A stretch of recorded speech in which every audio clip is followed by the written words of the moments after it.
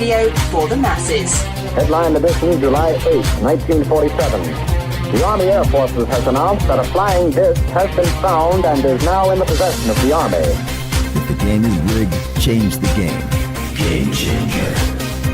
I occasionally think how quickly our differences worldwide would vanish if we were facing an alien threat from outside this world. This is Fade to Black with your host, Jimmy Church, on the Game Changer Radio Network. All right. Good evening. How you doing? How you doing? How you doing? It's Fade to Black. Yeah, and it is Wednesday, February 18th, 2026. Let's do this, man. Yeah, let's do this. This week on Fade to Black, short week this week. Monday night, Michael Schratt. Last night, had to do an AMA, technical issues, and that was a lot of fun. That was a good AMA last night. It was. Every AMA is great. I've got to figure out a way to talk less. I mean, I'm just so excited to be here and hang out with all of you on AMA night. It is just so much fun for me. I could do it two ways. I could do more questions with shorter answers, right? Or maybe two questions and then just one vomit, right? I could do it that way too. I could do it. Oh, man. I am in such a great mood. I have been stuck in the house for 4 days. It's storming, still raining. Haven't been able to ride my Harley and that, oh, man. But at least, this is what I do. So I'm in the house, can't ride the Harley, but I wear Harley underwear, Harley socks, Harley t-shirt, Harley jacket over the top. I don't have any Harley jeans, but I'd be wearing those. And, I'll wear a Harley hat, just play the part, go to the store all dressed up like that. So somebody can at least come up and go, hey, you ride? Because when you're riding all the time, you don't think about it. But, man, when you can't ride, that's all that is on your mind. Tonight, Holly Burns is here. All right? Medium. Other things, too, as well. And I've titled the show E.T., Jesus, and Sasquatch. And I did, you know why? Because it's all on the table. It's all on the table. It's letting you know we are going to go in every direction tonight with Holly. Tomorrow night, we're off air. I am on my way to the Conscious Life Expo. And so there is that. I'll be at the Conscious Life Expo through Monday and the Monday PostCon. So I'll see everybody back here on Tuesday. I'll live stream from Conscious Life and post. Man, I do way too many selfies. I just love taking. I'm with friends, right? It's all I want to do is be the selfie machine. So we'll get stuff up there and we'll hang out with everybody on social media. Okay. I wanted to make a comment. I had something to say. Well, okay. I do want to say this. I've been watching the Olympics a lot. When I can get it in, I love it. But man, I haven't seen so many broken hearts, and maybe it's the empathy, the empath side of me. I feel their pain, man.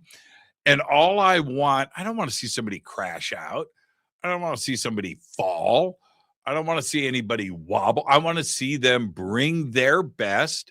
Because the pressure of the Olympics, there's that, but you're there supporting your country and your teammates, and it's just such an amazing gathering that happens every 4 years, and you get that opportunity, and you don't want to fall.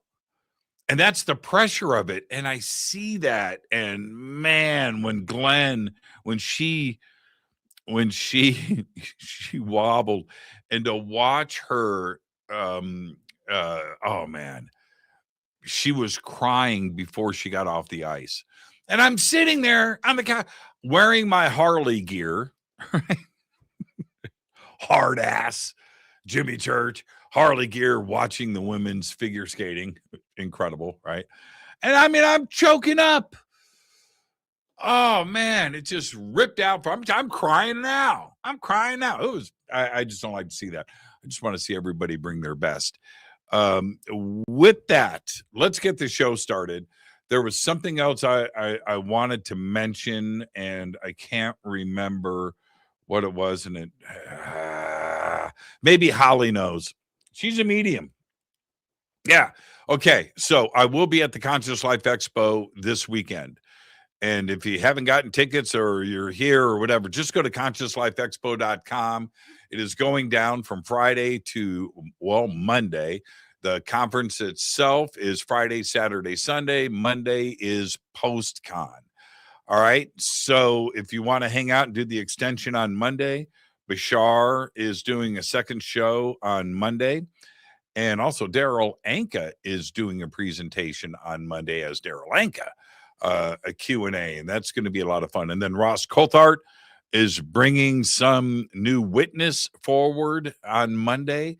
I don't know who it is. I've just been given a few details, and it's going to be talking about their experience and bringing this testimony for the first time to the world, and that's going down on Monday. Very excited about that. I'm going to be there. The only way you can do it is get your tickets to PostCon. I was told today that there are, I think, 3 tickets left. I think just 3 for my luncheon on Sunday. So that's it. That's it. So you can still get your tickets right now at consciouslifeexpo.com. All right. All right. Where am I at? Oh, tonight's show. Oh. I know what I was going to mention. Holly, I apologize. Stay with me. Talked to Richard Doty today. And we did Chris Zuckerman, who's been with us for a very long time. Excellent producer. He did that AI Jimmy FBI breaking into my house thing, which was pretty interesting. So we posted that yesterday. And in that, Richard Doty's name comes up. Apparently that's what the FBI was interested in. And Chris asked me today, he texted me and he said, "Hey man, have you heard from Doty about that? You know, he's a part of our group." And I said, "No, I haven't." So I called Richard, told him about it. And he laughed. So I'm sure he's heard it by now. But he thought it was pretty funny. Anyway, he goes, "All right, man, I'm going to listen to it. What do you want to do?" I said, "Man, let's do a show." Yeah, let's do a show. So we both agreed to that. And I will see what we can do about getting Richard on ASAP. We've got guests booked, for the next 4 to 6 weeks. But I'm going to see if Michelle can make that arrangement and make that happen. I want to do it now while everybody's talking about it. That's what I was thinking. All right, Richard Doty. Man, I talked smack about him last night on the show. I hope he doesn't listen to that. I hope I like Richard. I didn't used to like him. Tonight, Holly Burns is here. That's right. Jesus, E.T., and Sasquatch. That's what is going on tonight.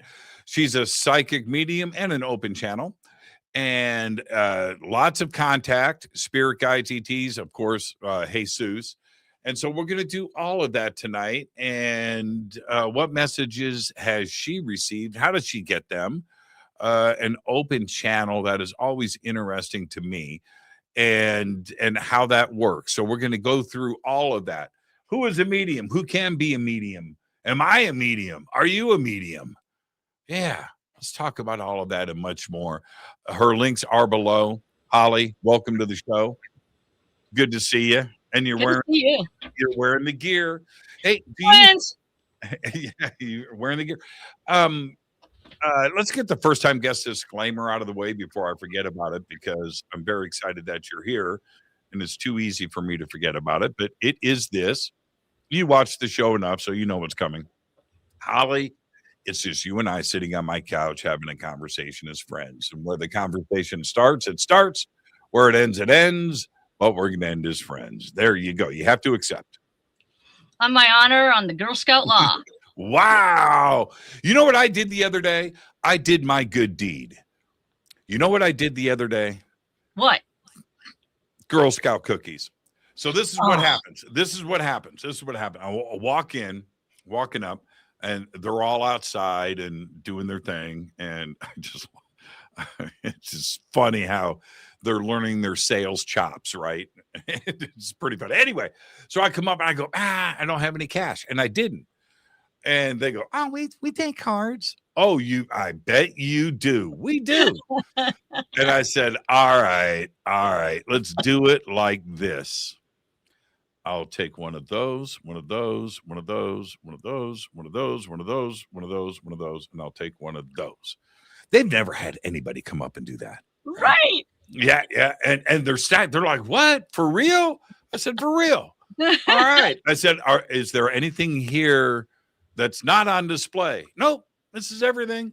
I said, all right. I'll take it all. Leave it here. I'll pay for it now. I'll pick it up on my way out. And they stacked it. They were so excited. I bought one of everything. You ready? I bought one of everything. You ready? Yeah. $250.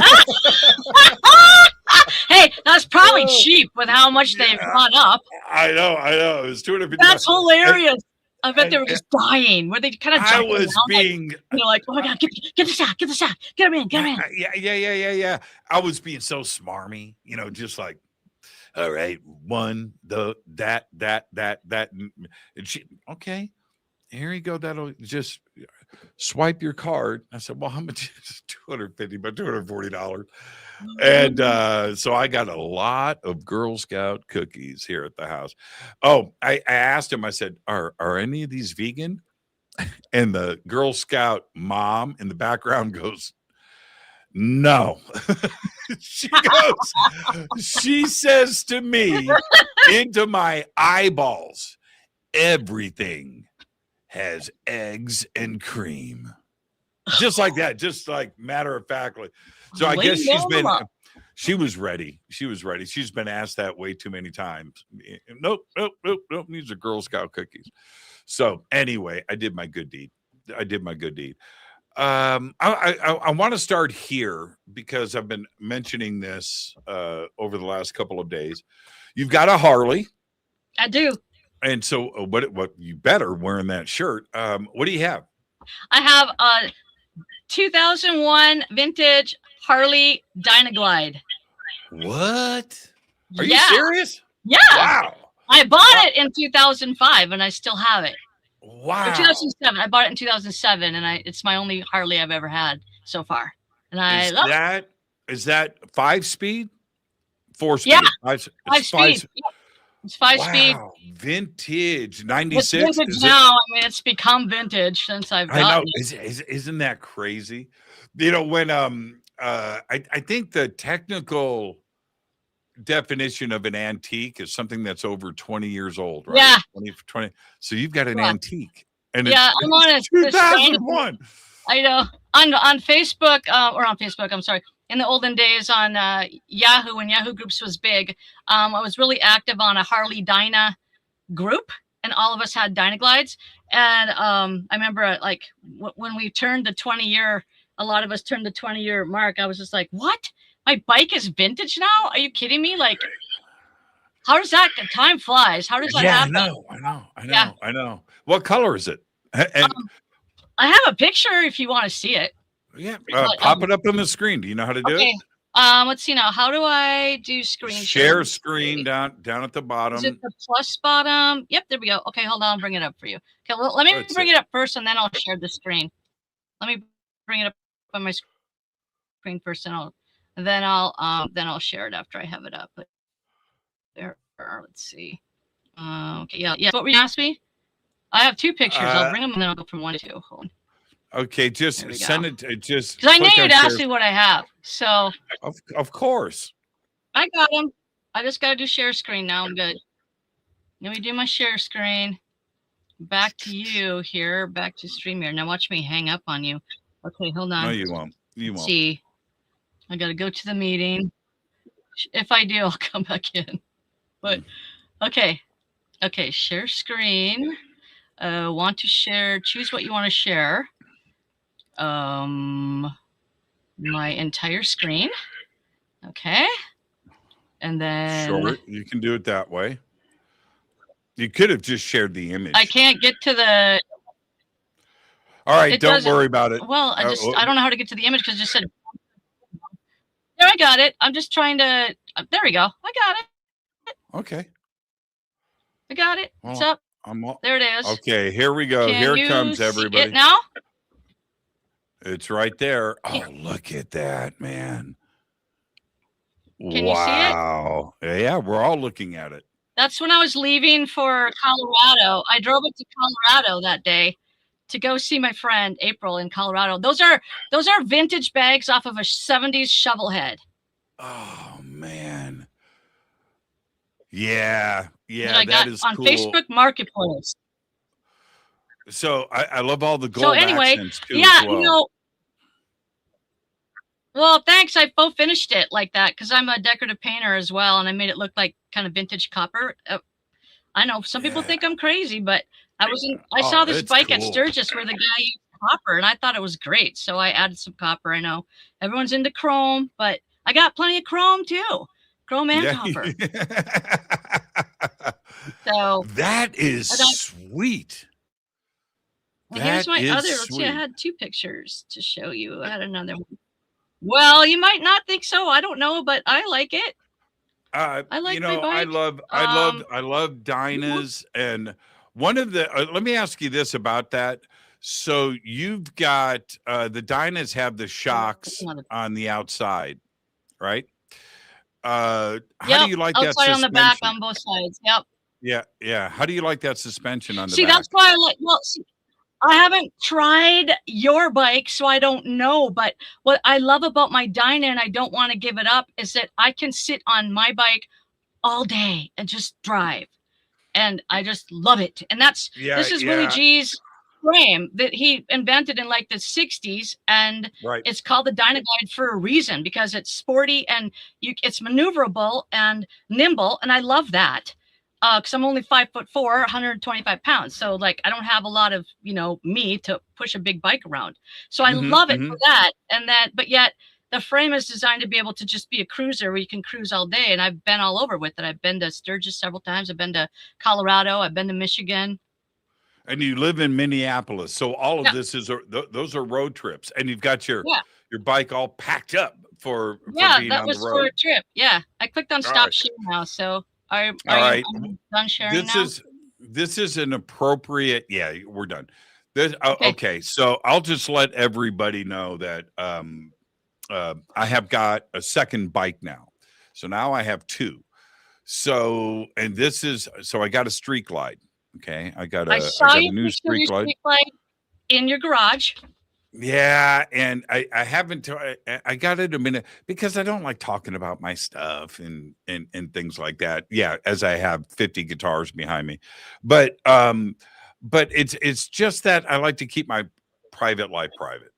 But I will say this: my Softail, which is I should get it back this weekend. I just had the engine rebuilt and exhaust and stuff, and that's my racing bike. But what's funny with that is I can ride that all day, no issues, none, 0 issues. Your bike is sweet. So I get the Street Glide, right? This monstrosity, twice the weight, this thing.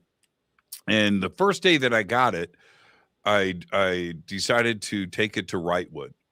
So I'm driving, riding up to Wrightwood, and I'm on the bike for about 30 minutes.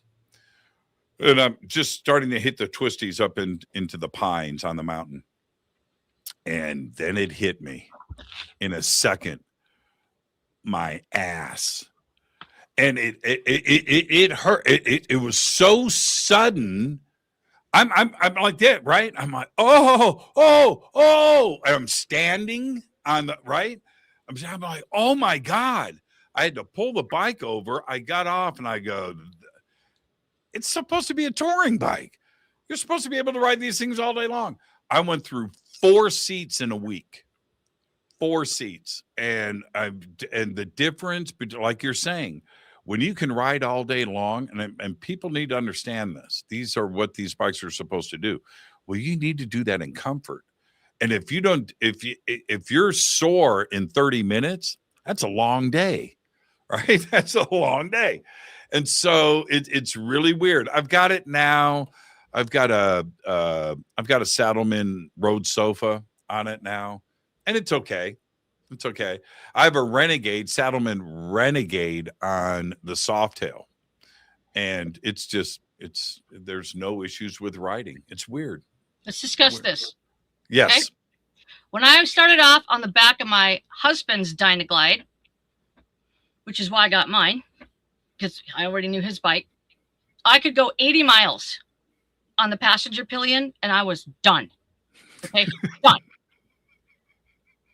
And then I get my bike, and it has a seat on it already, and that sucked too. And so I got the my psychic abilities jumped out to me. I was sitting at the Sturgis, and some guy was at a stoplight, and I loved the look of his seat, and I said, "Hey, what kind of seat do you have?" And he's like, "A bare bones minimum."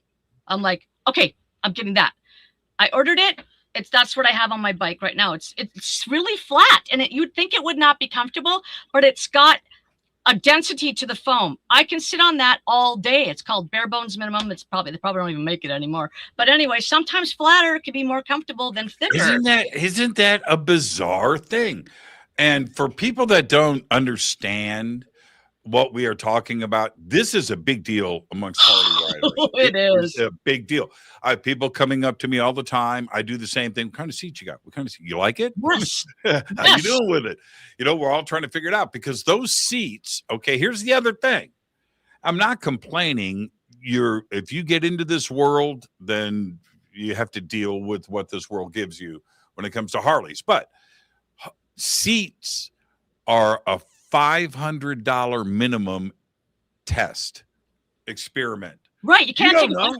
Yeah, you can't take it back. It's a $500 test drive. And you just, you don't know. I've got so many seats now in my garage. I don't know what I'm going to do with. I sold mine after I didn't want it. When I got my new one, I sold my old one on Facebook Marketplace, dude. Yeah, I know. Don't need them. I know. You don't have time to be putting stuff on Facebook. I could just see that hilarious. A post by Jimmy Church on Facebook. Yeah. I got so many parts. But yeah, I love my Softail. I've been building on that thing and building on it and wrenching on it like we all do, and it's dialed in now. I'm very happy, and I like the look of it, but it's the way that it's set up to race. So I love that bike. Okay, yeah, what's crazy. it like with that little teeny fairing? Do you get bugs in your eyes? Little teeny protection on the front there? Right. With no windshield above that. Yes. Okay. What's that like? Look, I get smacked in the face all the time with stuff. And that's part of it. It's work. Now that's the one thing I am going to change. I like the look and I like the functionality of the cafe fairing that I have. Plus it looks menacing as shit. It's really sweet. Yeah, it does. Sweet. But I'm going to put an ST fairing on it. I'm going to put an ST fairing, and that's coming next. We're going to get it. Let's get it off the rack and get some test runs in. But next month or so, I'm going to pull the trigger on the ST fairing. I'm going to do an ST fairing. Be interested to see what it looks like on there. Well, you can, when you go and look at the STs, which I think that may be Harley's best bike, actually. And so when you look at the STs, they have an inverted, front forks, and they've got, the 2-in-1 exhaust, and those are set up to run, right? I mean, those are the get up and go bikes, little mini baggers. And so that's kind of what this bike has kind of evolved into is that. So, but I do like the fairing on the Street Glide. I do. It's a pretty cool thing. But there's something else about the wind just pounding you in the face, though. That's a really cool thing. So I have both bikes. So I get on one, and and then I ride. Sometimes I ride them both in the same day. I'll come back and jump on the other one, and the differences are astounding. One is tiny and light. It's like a mini bike, and it's a Harley, right? After riding the Street Glide, I get on that, and it's like a little Honda Mini Trail 50 from the 1970s, a little tiny thing. So I kind of have the best of both worlds right now. Mm-hmm. Yeah, I don't know. I don't know what people like about those big, humongous fairings. I just don't get it. I'm like, dude, it's like you're not even in the wind, people. I used to talk that smack. I did. Trust me.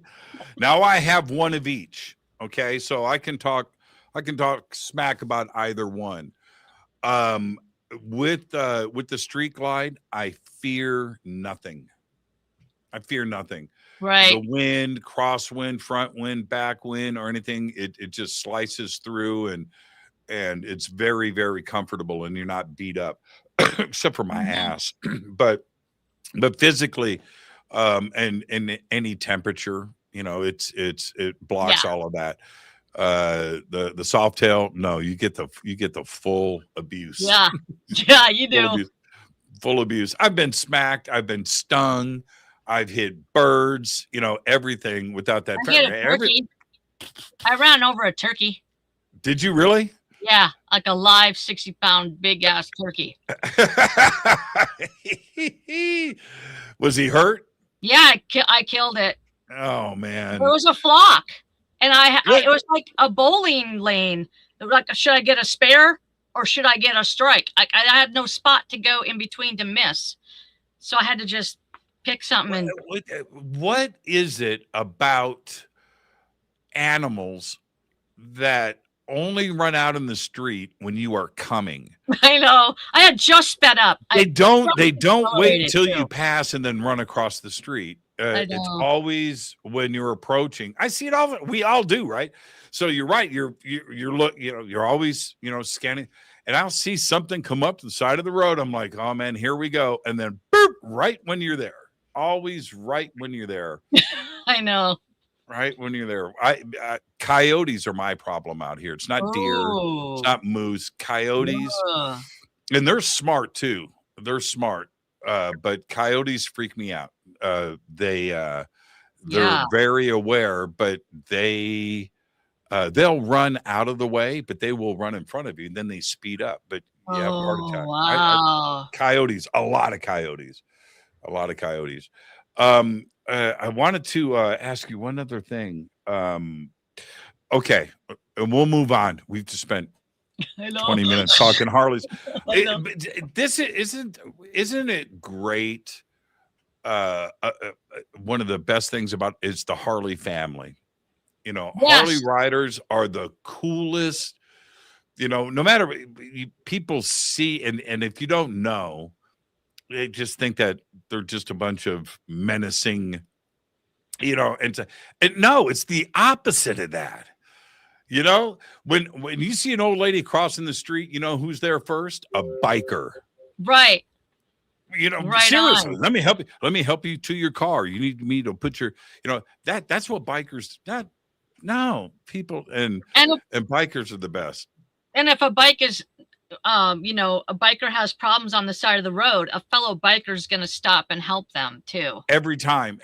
I stop for cars now. I do. If somebody's pulled over the side of the road, I'll slow down. Hey, you all right? You got a phone? You need a phone call? You got this sussed out? Okay. All right. But that's what we do. Mm-hmm. You leave nobody stranded. I was riding last week before the storms, and I'm riding with two other people. I'm in the middle, and we round this corner, and up ahead I see like 6 bikes on the side of the road. All right, pulled up. It was one biker that had an issue, and 8 people stopped. Wow. You know what I mean? Everybody, all right? Everybody good? That's great. I got a full set of tools with me, but that's what we do. Isn't that great? Yeah.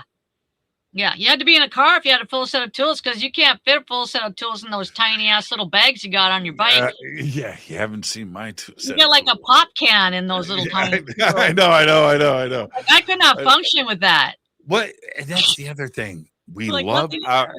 bikers love their gadgets that fit in their bags. Well, I just Yeah. need to put my clothes in my bag so I can stay warm. And I also use my bike as a utilitarian vehicle. So I go to the grocery store and I load up and bring my groceries home. So like I wouldn't be able to bring anything or do any errands with those little, but you have that. That's your fun bike. If you want to do something, you'll bring your bagger if you need to haul stuff. Yeah. Well, and plus, with my friends, they only let me ride with them because of the street glide. You know what I mean? Yeah, it's that's why I get the phone calls now. It's so, and bring that along. We need to put a cooler in somewhere. I have to take the street glide. I can't pull up on a cafe racer, Softail. Right. It's not. Right. It's not what they're about. So, all right, let's get into the show. I could talk Harleys all night long. What? I want to throw you a softball first, because people want to know about you and your background. Have you always had the gift? Well, I was like completely unawake to any of this kind of stuff until all of a sudden my spirit guide kind of told me, hey, Holly, it's time to wake up now, in 2005, where I had an experience where someone said, Holly, outside my ear. And I felt a breath of air on my ear. And I turned around thinking it was my friend Beth, but she was in her room. We were on a horse vacation together. And I thought I had just slammed the door in her face, even though I knew I hadn't slammed the door in her face. And I turned around like, oh my God, Beth, did I just slam the door in your face? And there was nobody there. And I opened the door and she was in her bedroom. We were getting dressed to go out and eat. And so I'm like, who was that? And so that started my journey. So my family is very psychically talented, but we don't call it that. So my parents have great gifts. And are wonderful, intuitive people, but we never called it that. We never talk about it being that way. And so, yeah, it just kind of was my time to just start this journey with them. So that's kind of what happened with me. And then I used to do psychic stuff all the time. Like the elders just said, they never shut up. They're here with every conversation I ever have. They're like, but remember when you wrote down that person's name on the ticket at work? Yeah. I used to work in the mall at Hellsberg Diamonds when I was younger, and I like started writing out the customer's name, and I'm like, wait, you didn't tell me your name yet. And he's like, no, that's my name, stuff like that. But I never really did anything with it other than that. So I was completely oblivious to this whole world, and grew up in a little town in North Dakota with no internet invented yet. And we were, everyone was in their own little bubble, just like you were in your hometown. And so, no, I never had a psychic reading. I never talked to a psychic in person, and had nothing to do with any of that stuff until I started having some things happen here. I went to a psychic or two in Minneapolis when I moved here in the 90s, but that was it. Just a couple readings is all I'd had until 2005. Then in 2006, I found out that was my spirit guide, and I went, spirit what? I don't even know what that is. Right, and so then it just started like a snowball of studying and learning about everything psychic. And then my spirit guide started working with me on a regular basis all day long. And then this like group of souls would like started making comments, and I'm like kind of ignored them for a few months. And I'm like, there seems to be like this consciousness that's always here talking and commentating on my life. And so I kind of started paying attention to them, and then they evolved into me recognizing them fully by 2007 as this soul group that I call the elders. And so they have been with me now 24/7 since then. They don't go away. That's fascinating. I was last week I was in Denver, and one of my guests on Beyond Belief was a medium. She works with legal law enforcement. Her name is Jennifer Schaefer. I don't know if you know her. And anyway, so we were sitting having breakfast the next day, and this is what happens. Somebody asked me about my Harley, and I pulled up on my phone a couple of pictures, and I showed it to him, Richard, and he goes, "Oh, okay." It was Craig Campabasso, and so I showed that to him, and I said, "Yeah," and I put my phone down. I go, "Picking it up this afternoon. As soon as I get on that plane, I get back and I get my bike." Jennifer, sitting next to me, goes, and I quote, "No, you're not." I knew that's what you were going to say. And I go, "What?" She goes, it needs and she goes, "Just like that, it needs a small part, and it's not in yet. It's not going to be in for about 4 or 5 days." Just like that. I go, "Bullshit. The bike's ready." So I pick up my phone. All of this is in real time, Holly. Mm-hmm. Okay. Just like I'm saying. So I pick up my phone. I text Harley, right? Frankie, I'm landing at 2. I'm landing at 1. I can be at Harley at 2 to pick up my bike. And I put my phone down. Right in front of her. It's not ready, man. It's not going to be ready for 4 or 5 days. It's missing a small part. Word for word. What Jennifer, word for word, right? That's the best. Wow, and it awesome. just came out in the text. And she goes, "What's the text say?" I go, I said, You already know. Let's put that aside. So so I turned to her. I said, "So you're not dialing?" "No, it's always here."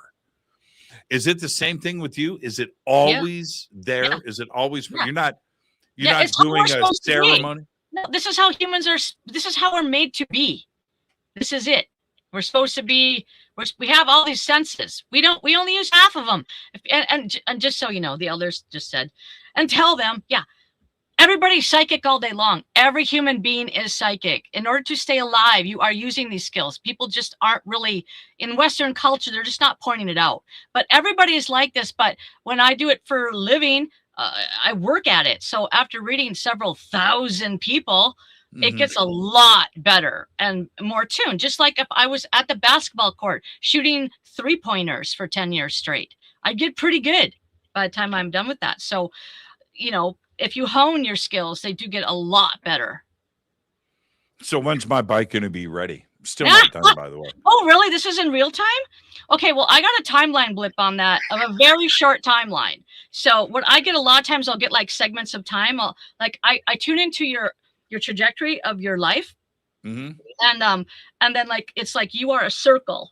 You're a blip, a white blip on your timeline, and you're moving through time like a car on a racetrack. And I felt a marker for that, like very short, like this, like just a few days, like right like that.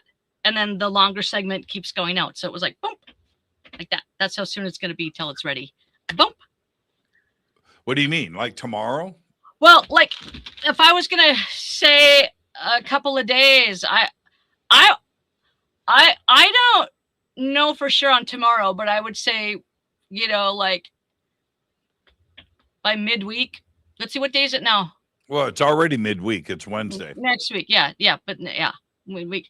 Between now and next Wednesday is when I feel it. Okay. All right. Because I feel like I feel segments of time. When I feel time, most of the time I feel segments of time. I don't feel exact days. I usually feel segments. And it was a very short segment. Like for instance, I told the client, you know, I feel like this will happen to you sometime in like 1 to 3 years from now. Like I get things like that all the time. What about you mentioned your husband. Is your husband into this? He is my ex-husband. He's your ex. Okay. Well, that's why he's your ex-husband, because he wasn't into this, was he? Correct. So I asked Jennifer the same question last week. I want to stay on this. I think it's very important. Right. think about everybody that's listening to this, and they're in a relationship, and are they both on the same path, or is one? So I asked Jennifer. I said, "Is your husband?" Nope, nope, nope. And I have the feeling she pays the bills too, as well. She's really got this figured out. But yeah, her husband's not into it. So your husband wasn't either. Well, and why was that? Did you try to talk to him about it?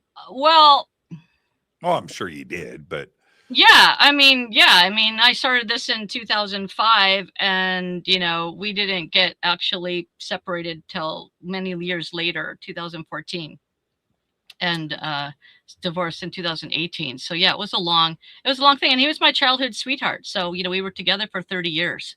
But what happens is people have their own trajectories and their own journeys and their own paths, and people on Earth need to be able to have more freedom to come and go with their journeys as needed. And that's one thing that our generation is doing. So many of us have planned to have relationships that have their courses, and when their courses are done, it's actually a higher vibrating choice for them to actually go on their own highest path. Because if you look at 2 generations ago, people were spending 30 years, 40 years together, and they hated each other. Yep. And that's a very low vibrating path, and it holds the world down. So with the ascension of the planet right now, with us ascending to our highest level, society needs to change and shift and be able to accommodate people to have no problems with that. People should be able to amiably come and go out of their love relationships and be able to keep their families cohesive. Despite of all that, we don't need to be enemies. We're just not married anymore. That's what we need to move more toward. And society needs to be more helpful for single parent families as well. So that's part of our soul plan. And I know that's part of the reason why I was probably signed up with my husband, that we're here to kind of be way pavers. It's all part of it's all part of the journey. It's all part of the vibrating new realities to be able to come in. Yeah. I was thinking about my mom this morning, and it wasn't rosy. It popped in my head, and I was about 6 years old. I was very young. I was like in first grade, and we got in a fight. I was a little kid, but I was like punching her legs. My parents were going through a divorce, so I'm sure it had to do with that, right? But I was I don't remember exactly, but man. And so I sat there and I thought about that. It only happened that one time. And the reason why that even popped in my head was because of a TV show that I had watched the night before about kids going to see a psychiatrist in school. And it was ghost stuff, right? But anyway, so I thought about, and I went, oh, I saw a psychiatrist. Oh, it's because of that thing. And then my mom took me, right. But I stopped and I thought about that really hard. And it was not cool. I was 6. I didn't know any better. But I really felt strange about it. And then I stopped and I went, it's all a part of the journey. It's all a part of the journey, isn't it? It's just like, man, it happened. It wasn't cool for either of us. Right. I was a kid. I don't have issues to work out with it, but I just felt bad for my mom. Now, she's raising 5 kids. If you feel bad right now, when you think back on that right now, if you still feel bad, what that means is that your higher self has a perspective that's in alignment about the situation, and you're on a different frequency that's lower, and you're looking at it from a lower frequency. So your higher self is trying to call you up to a better perspective. And so the more bad we feel, the more apart we are from my higher self's perspective on the situation. And so it just tells. So I've learned over the years that when I feel that, I call it a sword through my heart. When I feel a sword through my heart, I just drop it and go, well, that's unaligned. So the aligned perspective will come to me at the right time. I'm not going to waste time on it right now. So just know that there's a better perspective to be had, and that you'll know it someday. It'll pop into your head. And if you don't know it now, you'll know it when you die. Because when you look back on your life and you look through your life books, you'll see everything from alignment then. So just know that just means that you just don't understand it fully yet. And so, like you said, don't feel bad, because you will know the situation from a perspective that makes you feel fine about it at some point in your life. Yeah. And why is it, and I'm sure people talk to you about this all the time, when we go and look back at certain things, and people are, man, if I could time travel, I would go back and fix this. I would go back and I would date that guy that I passed on, whatever it is, right? Go back. And I don't think that's healthy. It's all part of the journey. But here's why do people so often only think and reflect on the bad stuff, that they don't look at the good stuff too as well? I mean, a lot of life isn't, life sucks. Okay, I get that part of it. But there's joyous times in your life. Why don't you reflect on that?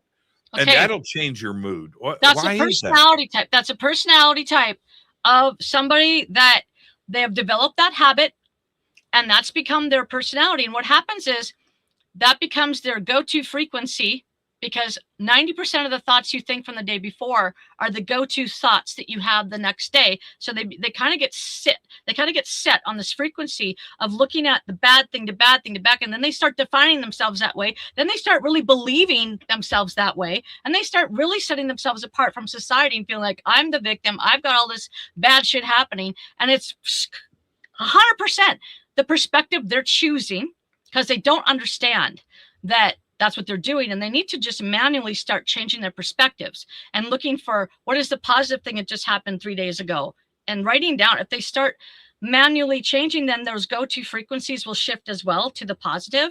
And that's just what people do out of thought habit, because of law of attraction and how the physics of the universe is set up, that some people just get there and that's what they do. And other people are positive and that's what they do.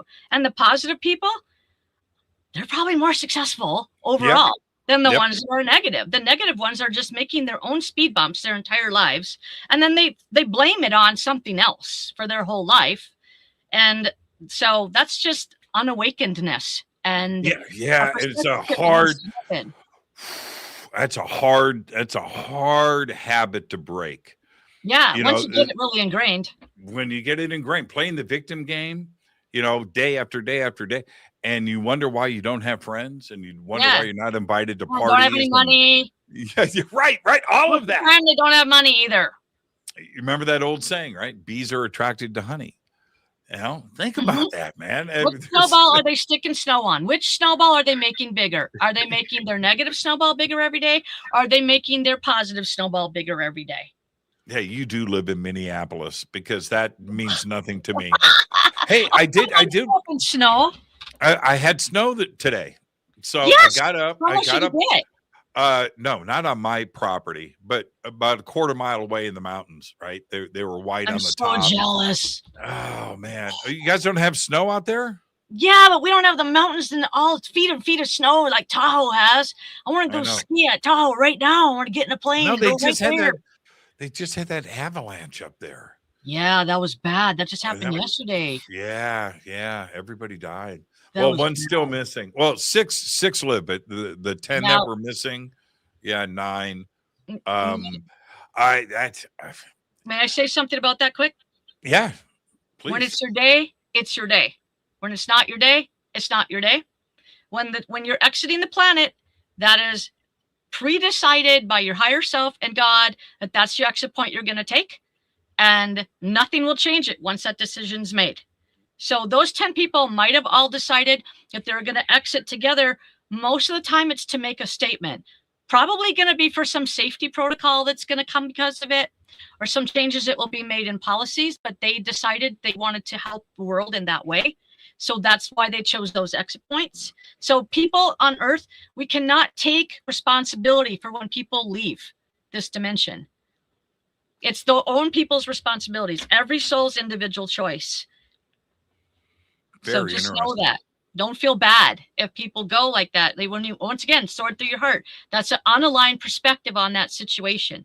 Those souls had a pre-life contract to take that exit point, or it wouldn't have happened. They would have lived. The one that lives, 2 that lived, and I think 10 that died. Well, the three that lived. Well, why did they live? Why did the other ones die? I know. Because they had different soul contracts. Right. These ones are exiting, these ones are staying.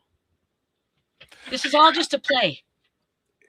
I have gone through, I want to ask you about this too as well. I've gone through over the last 4 or 5 years. And it started off slowly, but it's pretty solid right now. And what the transition that I've gone through, it's a mental thing, is that I am comfortable with who I am and where I am at in life. Like, I don't have to fix anything. I don't have to go back. I don't have to, it's just like I am happy on the inside and the outside. I'm just happy, right? And I'm okay. So it's really weird that I think like this now, because I didn't used to. And when you're younger, you know, the thought of leaving this planet for whatever reason, it's like, man, I got so much to do. I haven't done this. I haven't done. Well, you know what? I don't think, it's weird. I don't think like that anymore. I'm so happy. You know what I mean? I have joy inside and outside. Yeah, you've changed your go-to frequency. You've changed your reset of your automatic thoughts, and you've really set yourself on that frequency of peace and alignment, peace and harmony. So that means that if you leave the planet, you'd probably be peaceful with that decision, because you're manifesting a situation in your life where you are peaceful about it, because you're creating a physical reality to match that. And who do people come to you with those types of questions? Oh yeah, we cover everything. The elders know everything about the people that I work with, so right. Why not? Is most of it about love? No, but that's a really popular one. Love, relationships. They'll say, I don't want to ask about relationships, and I'm just like, I'm not surprised.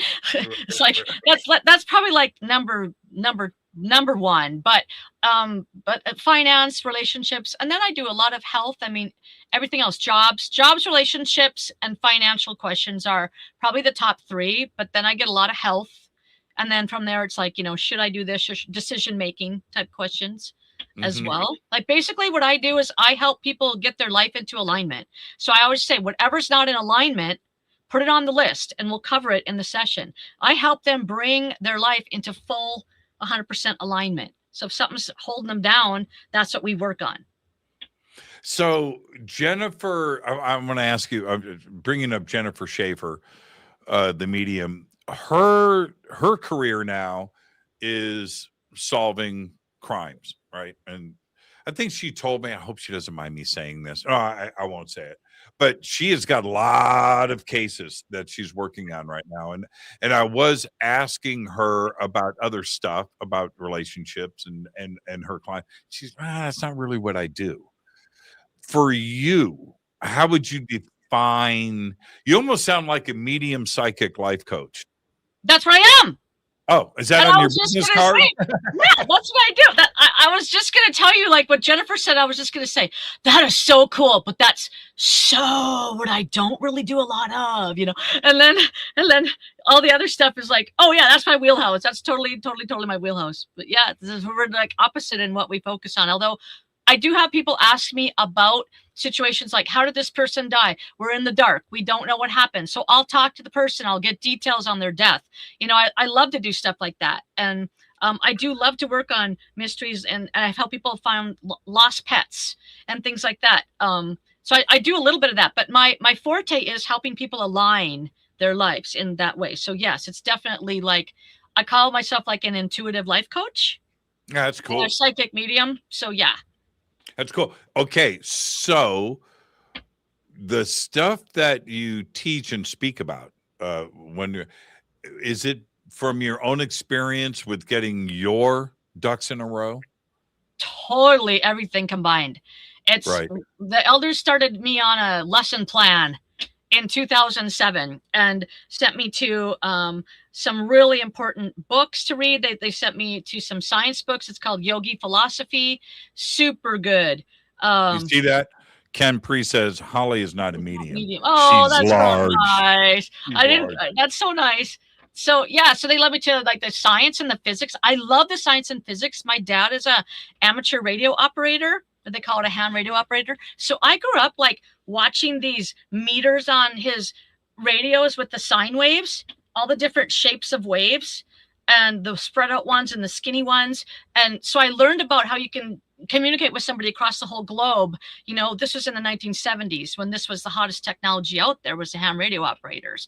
And so I can understand the physics of energy and how that can transfer. And I imagine the different sine waves of frequencies. So all that. So they taught me all that and how energy has different frequencies and all the physics of how psychic stuff works. So you can ask me how anything works and I will tell you the physics of what's going on between the energy and your body and how you're getting that information and what your body's doing with it.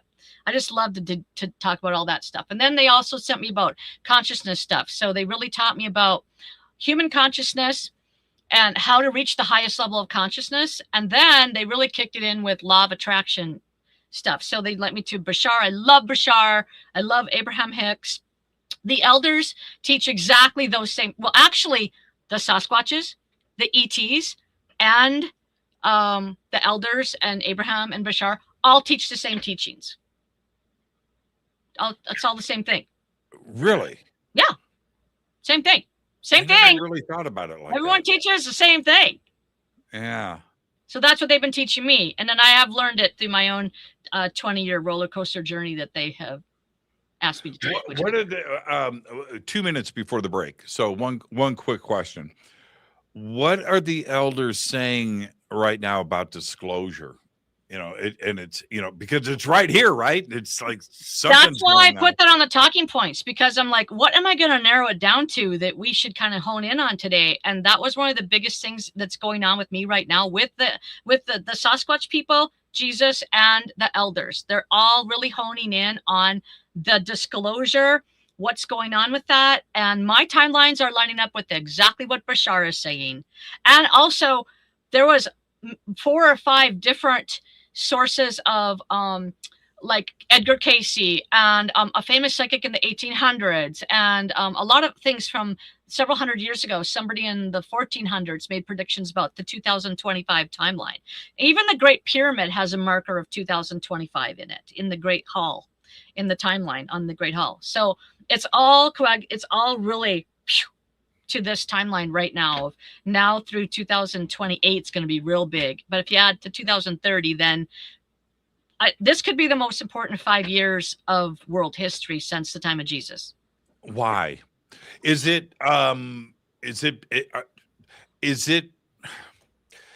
could be so many different things, right? So is it like a mothership above Los Angeles? Is it they're going to take over the internet and make an announcement? Are they going to start showing up? Are they going to be dropping out of the sky like the opposite of, you know, what's going to happen? Okay. Well, how much time do we have? We might have to carry this over. We've got and we can carry it over. You want? Okay, let's take our break right here then. Let's do it right now. Our guest tonight, Holly Burns, the medium biker. That's what she is. Biker large. Holly Burns is with us tonight. Holly, you stay right there. I am your host, Jimmy Church. This is Fade to Black. We'll be right back after this short break. Stay.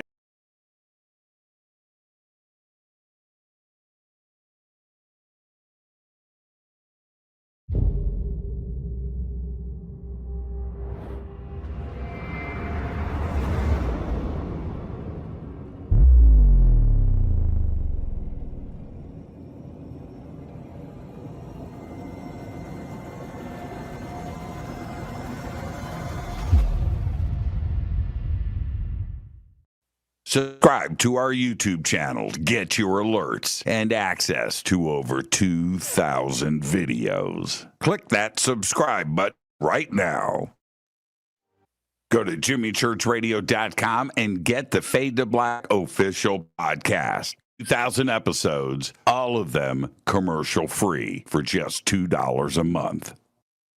I am hosting, speaking, and presenting once again for the Conscious Life Expo, the largest conference of its type in the world. February 20th through the 23rd, 2026 at the LAX Hilton. Speakers, event, and schedule easy. Just visit consciouslifeexpo.com.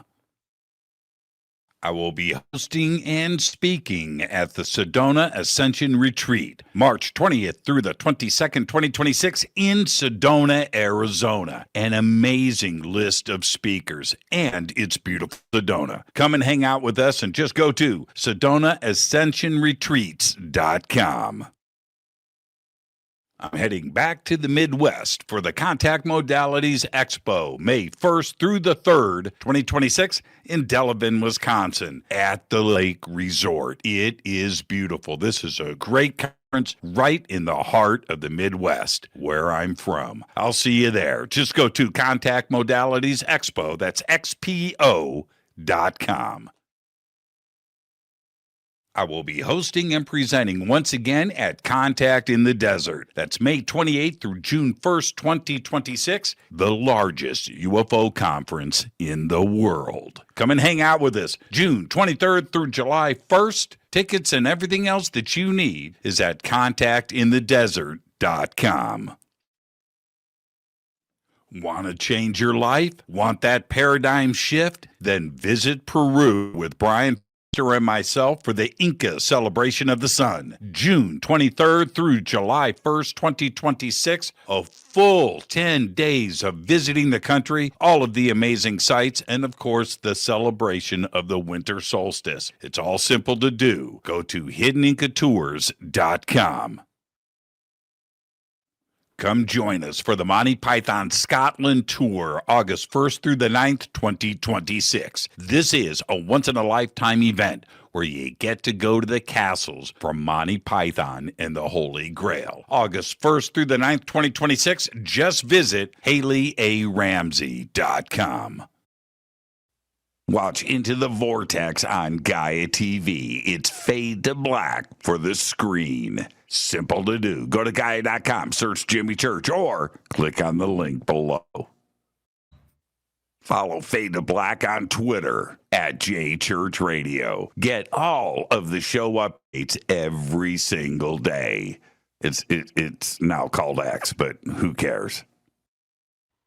Go to jimmychurchradio.com and become a Fadernaut. Get a membership. That's right. Everything is commercial free. You have access to downloads, and you get to call yourself a Fadernaut. Jimmy Church, Gaia TV, Fade to Black, here at Machu Picchu with Brian Forster and Hidden Inca Tours. Amazing tour so far, Brian, but we're here to announce what we're going to do next year in 2026. What's going on? Okay, November 2026, we're going to have our major tour of Peru and Bolivia, either a pre or post tour of Paracas and Nazca on the coast. And then after that, 6 days in Easter Island. Bucket list, Easter Island. Come join Brian and I and his amazing team here at Hidden Inca Tours for Peru, Bolivia, and Easter Island. Signing out. Say goodbye, Brian. Bye, gang.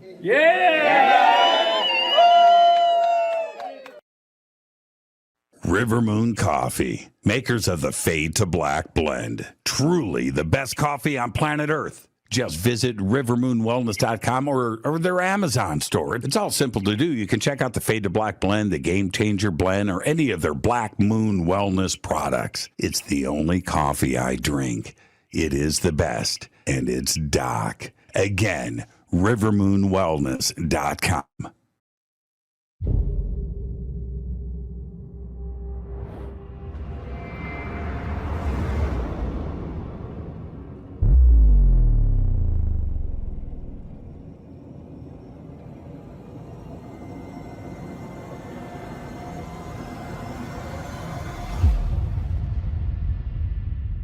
All right. Welcome back, Fade to Black. I am your host, Jimmy Church. Tonight, psychic, medium, life coach Holly Burns is here with us. So right before the break, Holly, what's going to happen? So is it going to be everything with ET and disclosure? Is it just going to be focused on an announcement from the White House? What have you learned? Okay, well, all right. I think I'm trying to decide how much to shorten or lengthen the story here. Okay, I'm going to give you the medium length version. So we can do the unabridged. Okay. So when I started working with the elders and my spirit guide, as soon as I agreed to take the journey they asked me to take, they started hammering me with signs and symbols all day long. And I write them down. And I realized after several years that, well, I think I realized that first, but I realized that these were describing something really, really important. Then I realized they were describing, some of them are describing, well, all of them are various times and places in time. Okay, like one is like, and Jesus gave me one too. Like he gave me one I've been working on for 20 years, trying to figure out like what the hell this is, since a long time. It's a sphere in a box, and there's different numbers on the points that touch where the sphere touches the box. There's 3 numbers, and I've been trying to figure out what this thing means since 2007, and I know it means a specific instant in time. And it's an astrological. It's describing something astrological, like an alignment, boom, this, that, boom, and it has to do with numbers. So it's tying everything together. They've been tying together astrology, geometry, sacred geometry, mathematics, physics, basically everything that Robert E. Grant says. I just like get out my notebook and paper and write down everything that man says, because everything, and people that are tying in the Great Pyramid, that's just like on fire with signs and symbols that are pointing to specific times. So I figured out that that's what they're telling me. And because it's bringing awareness to humanity, that we're all one, everything's all one, everything's intertwined. And just like Robert Grant says that, geometry is just the visual math of the universe. Mm-hmm. And I realized that everything is based on mathematics. Like everything is math. It's like unbelievable how, math rules this whole universe, right? Numbers, right? So they have been giving me like really specific numbers, signs, symbols, and I have figured out, as we've been going through time here, that everything seems to be converging on 2025 through 2030 with what they're telling me. I'm still trying to figure out some of them, but I do feel like the events that they've been telling me about, and the Sasquatch people know, just so you know, the Sasquatch people also know when this is that they're talking about. The Sasquatch people know what it is and when it is. And because Jesus works with them as well. So they are also working with me and giving me signs and symbols, and everybody it's like this big prediction all day long, predictions, prophesizing, but they're telling it because part of it is also to prove that psychic abilities are real as well. So that there will be no denying by the time this all goes down that that our consciousnesses must accept this as reality. And we can't just poo-poo it anymore. So that's where I came in. I'm like the scribe for some of this stuff, is to keep records of all this and have this down in Gmails I sent to myself starting in 2007 moving forward, so that I can prove that I was being told these things in very specific ways. I feel like now that what they're telling me is, well, one of them is, I believe, I'm not sure exactly how it's going to go down, but like exactly what moment they're telling me, but if I was going to guess, I would say it would probably be the timing of the announcement of Jesus and Mary Magdalene being back on the planet. So that's like the biggest thing that I'm being told about, with the numbers and the specific and the astrological lining up things, and everything points to that. And I do feel like when we look back on it, we'll be able to see that exactly diagrammed right out in the Great Pyramid of Egypt. Like you'll just be like, oh my God, holy Hannah, this just, wow, like that. That's what people are going to do. Are we ready? Well, that's the thing. Ready enough, they just said.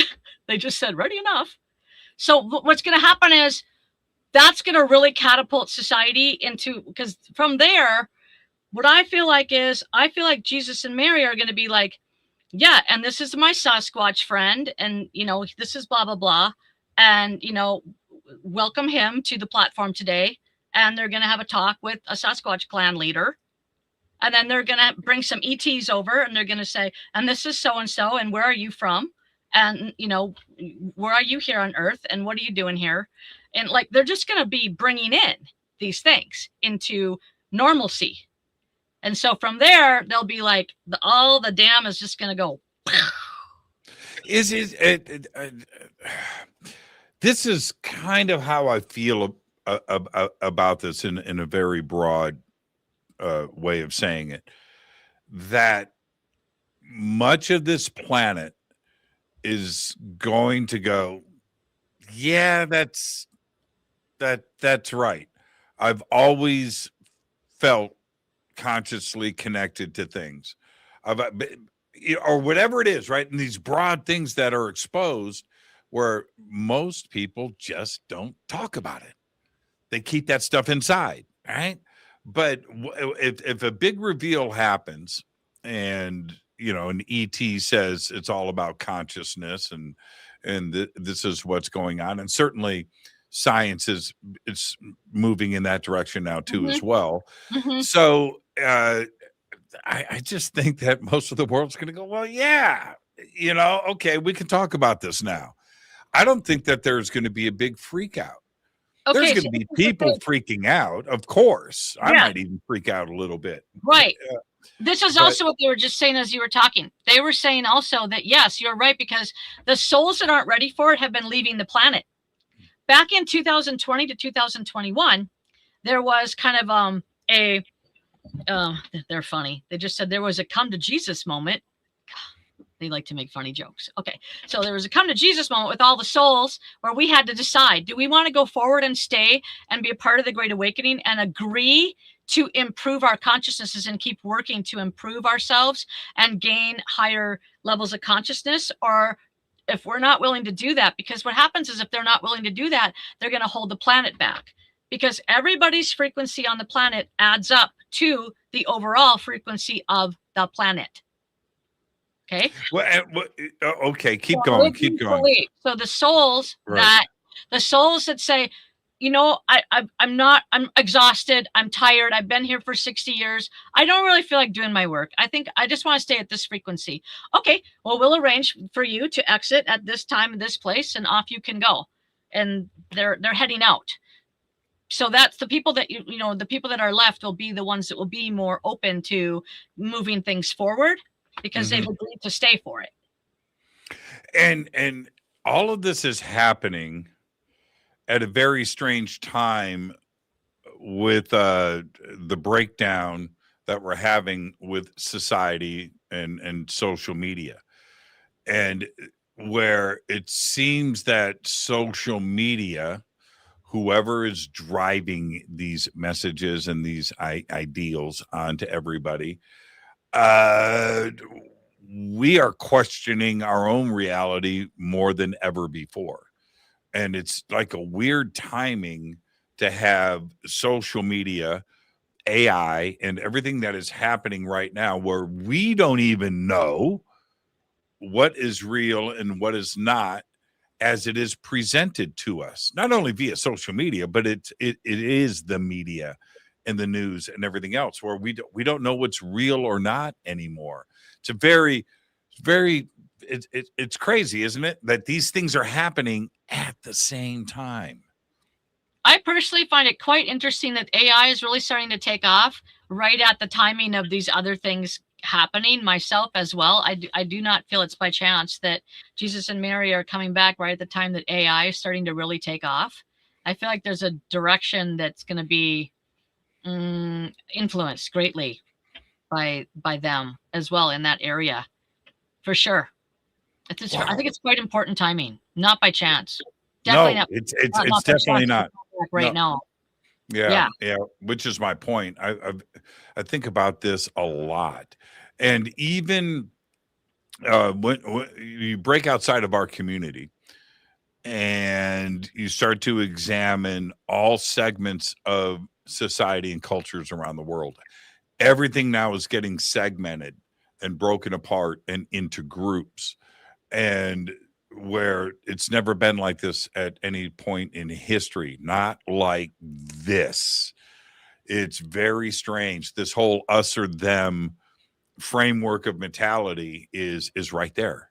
So It's I really see strange. that as the trial and tribulation time in Revelations. It started about 2020, going through COVID. To me, I was just like, oh, that so seems like the end times that were described right before Jesus comes back, because we are never so divided have we been, and so people are thinking hatred thoughts towards each other, which, it just so you know, if you think a thought like that, it actually does happen to them in the non-physical realm.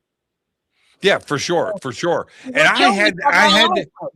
I had the opposite view of the pandemic on this show many times, going back to 2019, 2020, when things were starting to do their thing.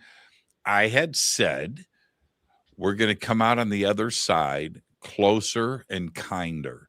We're going to come out of this learning how to love one another more. So it's going to be bad now, but and I was wrong. I was wrong. No, not necessarily. No, because actually you were totally right on that, because I saw this happening all the time.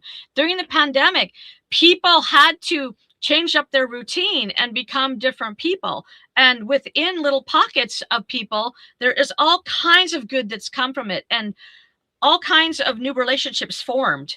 And during that time when I was doing readings with my clients, it was like in 2018 to 19, everybody was thinking about, I know I need to make a change. I don't know what it is yet, but I know this isn't working for me. Then 2019 to 20, everybody was like, okay, I think I know what I need to do now. And then in 2021, everyone's like, okay, I'm doing it. And so a lot of switches happened where people did go to higher vibrating situations, and they changed their jobs to something that pleased them more. They didn't go back to their old job. They did something artistic instead of keeping the corporate job. And people did have to help each other out, because a lot of people were going through tough times. And so, yes, it was actually the start of a big consciousness awakening. But while consciousness awakens, you will see more of a divide between the awakened and the unawakened, because through that shakedown period, the unawakened are going to fight back because they don't like the feeling of the frequency. When there's more people on the planet increasing their frequencies, it makes the people that are stuck down here at the lower frequencies feel uncomfortable, because we all have to meld our frequencies to an average frequency. And if someone's frequency is different than yours, like higher, faster, and yours is slower down here, you're not going to feel comfortable in this person's presence. You're going to try to get them to be more like you so you can feel more comfortable with yourself. Right. So that's what's happening, is all this upheaval between the people that are moving along and the people that are sticking their feet in the sand. But there's plenty of people moving along as well. Plenty of that's going on. The elders just said, it's a matter of perspective, Jimmy. Look for the positives in it, and you'll see more of that. I see a lot of people that are really down, and they're just making all these statements like, oh, the world's going to pot. It's just the worst it's ever been. All these people. And I'm just like, where are you looking? Well, and here, yes. And what I have found, commenting on what you just said, what I have found, so many now view themselves as the police. Like they are entitled to pass judgment on other people and point out this and that, and this person's bad, and this. And I was like, why are you focusing on being negative? You're not the police. You don't know everything. You probably know nothing. Mind your own business and work on yourself and be positive. And that's your contribution to society, where your contribution, you're not helping things along by bitching and complaining about somebody else. They're putting snow on the negative snowball. They're actually being very hypocritical, because they're actually adding to more of what they don't want, and they don't even know they're doing it. Right. I see it all the time. I see it all the time. I have friends that are very bright and very smart, people that I know, and I will watch them just drive off the road and crash the car, complaining about other people and other people's. And it's like, what makes you think that you know anything, right? Did somebody come along and give you a diploma, right? That Right. you are now, you're certified to do this stuff and to know this stuff? No. I got a few emails today, Holly, about some comments that I made on the show last night. And I made a comment about string theory or something. I forget what it was. But so I get a few emails today from people, and I didn't reply back to them. But reading, these are people that I know. They have my email, right? And I'm reading. What makes you a physicist and a theoretical physicist that knows more than other physicists or know more than me? Wait a minute here. And that's the thing. People have started to develop this mindset where it's okay to point fingers and complain about everybody else, but not yourself. And that you suddenly are the correct one and everybody else is wrong. It's going back to the victim mentality kind of thing, isn't it? And it's also, if you don't agree with me, then I'm not happy until you think the way I think. And that's a big problem. You know what I used to say a lot on the show? I need to say it more. My favorite guests that come on are not my favorite, but the shows that I enjoy doing are shows where it's somebody that I don't necessarily agree with, because that's when you learn. You don't learn if you hang out with a bunch of like-minded people and you're all saying yes together at the same time. You're not growing. Now look at that from a consciousness level. What are those people doing with their frequencies? They're comfortable in their little bubble, and they're finding other people that are in the same little frequency bubble, and then they just stay there. And if they're asked to move out of it, they're like, no. Yeah, right. Down here. Right. Down here. I want to be challenged. I want a different thought That's pattern. why I am too. That's why I was excited to talk to you today, because I'm like, oh my God, he's just like me. I love to, when someone doesn't agree with me, I'll just interview them and just let them say their piece, because I know that they have somewhere that they need to blurb it out somewhere. So I'll be their sounding board and let them just blurb it out. And just but you'll always learn something. You'll always learn something. Yeah, you'll always learn something from that. Yeah. And I'm not talking about arguing on the air. No. I'm just saying, let's put this all on the table. I don't have all the answers. In fact, nobody does.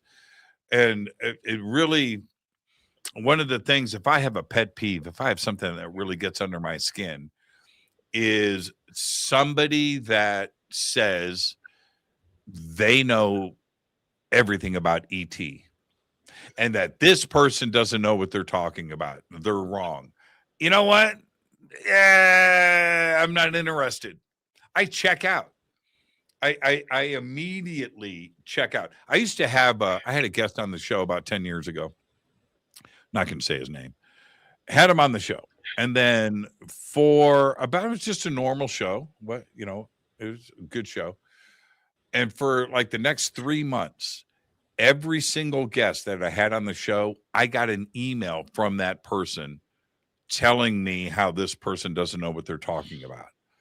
That they want to be the end all answer on everything ET.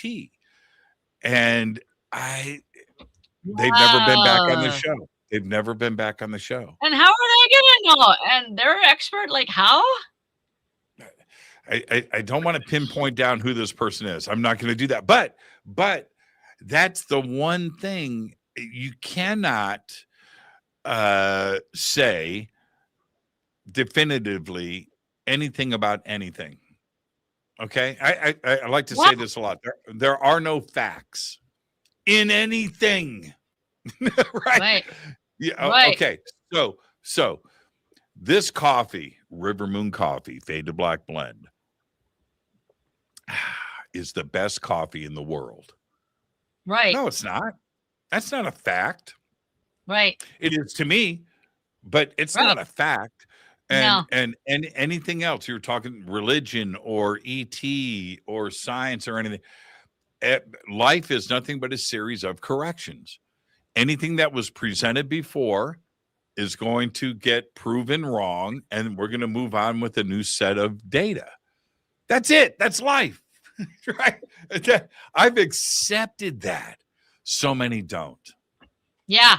Abraham Hicks says a belief is just a thought you keep on thinking. That's it. That's it. And that's so true. It is so true. Now that's a fact. Now that's a fact. Yeah. That's one thing we can count on. That's a fact. Have you had? I want to ask you this really quick. Have you had a sighting with Sasquatches? ETs okay. Or Sasquatches? Yeah, ET. Oh, you want to do ET first? Okay. Let's do ET first. Okay.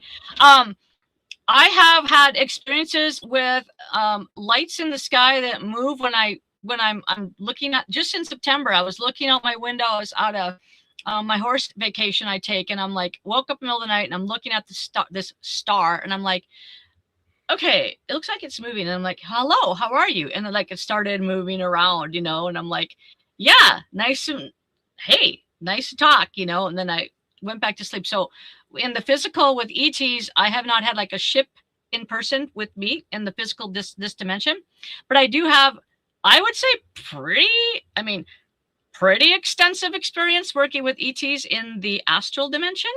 Mm-hmm.